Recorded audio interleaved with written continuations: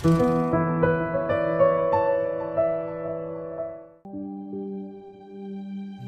കിട്ടാൻ വേണ്ടി ദൈവത്തെ ആരാധിക്കണമെന്നല്ല ഞാൻ പറയുന്നത്. വരുമാന മാർഗങ്ങൾ തുറക്കപ്പെടാൻ വേണ്ടി ദൈവത്തെ ആരാധിക്കണമെന്നല്ല പറയുന്നത്. വളരെ ശ്രദ്ധിച്ച് കേട്ടെ, തിരിഞ്ഞു പോകും. ഒരു വചനമുണ്ട് മത്തായിയുടെ സുവിശേഷത്തിൽ, ആദ്യം നിങ്ങൾ ദൈവത്തിന്റെ രാജ്യവും നീതിയും അന്വേഷിക്കുക, അപ്പോൾ ബാക്കി എല്ലാം കൂട്ടിച്ചേർക്കപ്പെടും. വളരെ ശ്രദ്ധിച്ച് മനസ്സിലാക്കണം, ബാക്കി എല്ലാം കൂട്ടിച്ചേർക്കപ്പെടാൻ വേണ്ടി ദൈവത്തിന്റെ രാജ്യവും നീതി അന്വേഷിക്കണമെന്നല്ല അതിന്റെ അർത്ഥം. തിരിച്ചാണ്.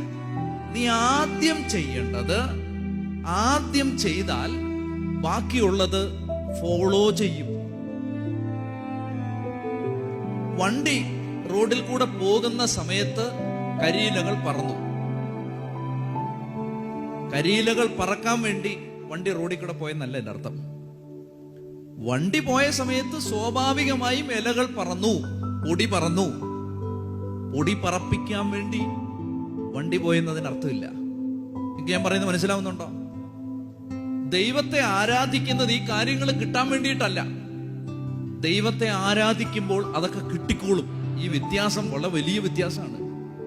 ആളുകളുടെ മനസ്സിൽ ഒരു ചിന്തയുള്ളത് പ്രാർത്ഥിക്കണം. എന്തിന്?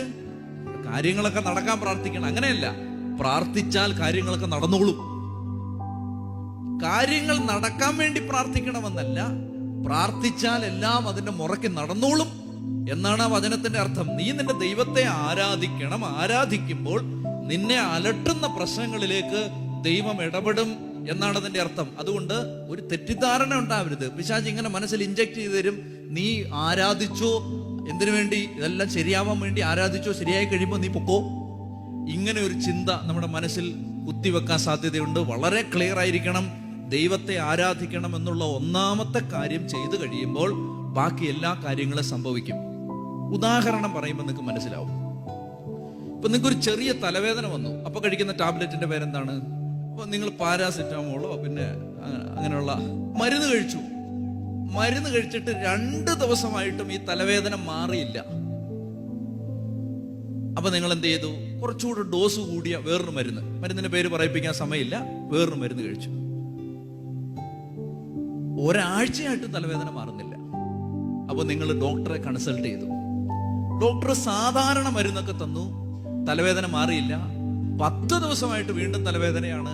അപ്പൊ നിങ്ങൾ കുറച്ചുകൂടെ ഗൗരവമുള്ളൊരു ആശുപത്രി പോയി. അവിടെ ചെന്നപ്പോൾ ആ ഡോക്ടർ പരിശോധിച്ചിട്ട് പറഞ്ഞു, ഇവിടെ ഇത് തീരില്ല, കുവൈറ്റിലെ ഏറ്റവും ഫേമസ് ആയ ആശുപത്രി കൊണ്ടുപോകാൻ പറഞ്ഞു.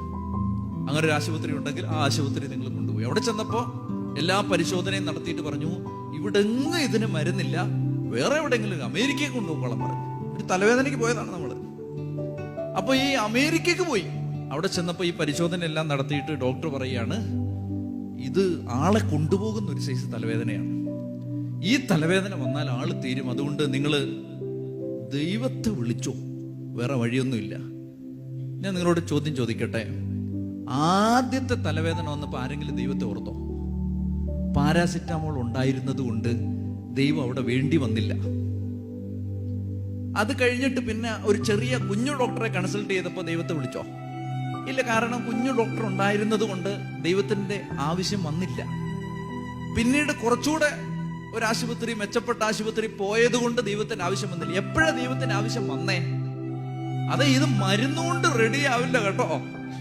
ദൈവത്തെ വിളിച്ചോ എന്ന് പറഞ്ഞപ്പോഴാണ് ദൈവത്തിന്റെ ആവശ്യം വന്നത്. നിങ്ങൾ എന്നാലോചിച്ച് നോക്ക്, ദൈവം വന്നത് എവിടാ? ലാസ്റ്റ് പോയിന്റിലാണ്. ദൈവത്തെ ഓർക്കുന്നത് എവിടാ? ദൈവത്തെ ഓർക്കുന്നത് ലാസ്റ്റ് പോയിന്റിൽ. കർത്താവ് പറയാണ്, അങ്ങനെയല്ല, ജീവിതത്തിലെ എല്ലാ കാര്യങ്ങളും ആദ്യം കൺസൾട്ട് ചെയ്യേണ്ടത് ആരോടാണ്? ദൈവത്തോടാണ്. അങ്ങനെ നിന്റെ പ്രയോറിറ്റി റിവേഴ്സ് ഓർഡറിൽ തിരിഞ്ഞ് ദൈവത്തിന് പ്രാധാന്യം കൊടുക്കുമ്പോൾ ബാക്കി എല്ലാം ശരിയാക്കിക്കോളും.